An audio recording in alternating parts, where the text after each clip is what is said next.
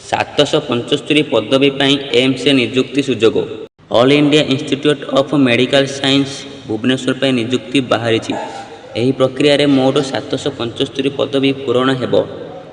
आपण मैंने ऑनलाइन माध्यम आवेदन करें। कौन अच्छी खबर जाना पूर्व आपण आम चैनल को सब्सक्राइब कर दिंतु। यहीपरि वीडियो आपण पाइपर। चलते देखा कौन अच्छी खबर। All India Institute of Medical Science Bhubaneswar निजुक्ति बाहर कर 775 पदवी पूरण हेब।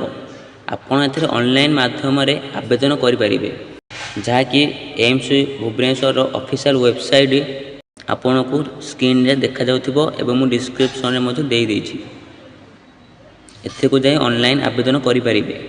गुरुत्वपूर्ण तारीख अछि 1 जुलाई 2023 रु आवेदन आरंभ हेबाकू थिबा बेले 30 जुलाई 2023 रे शेष हेबो।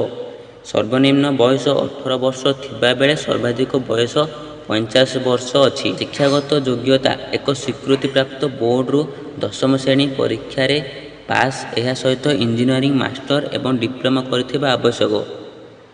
साधारण वर्ग एवं ओबीसी प्रार्थी 3000 टंका, एससी एसटी एवं ईडब्ल्यूएस वर्ग 2400 टंका, पीडब्ल्यूडी प्रार्थी देय मुक्त। चयन प्रक्रिया केउंभरी भाबरे हेब देखंतु।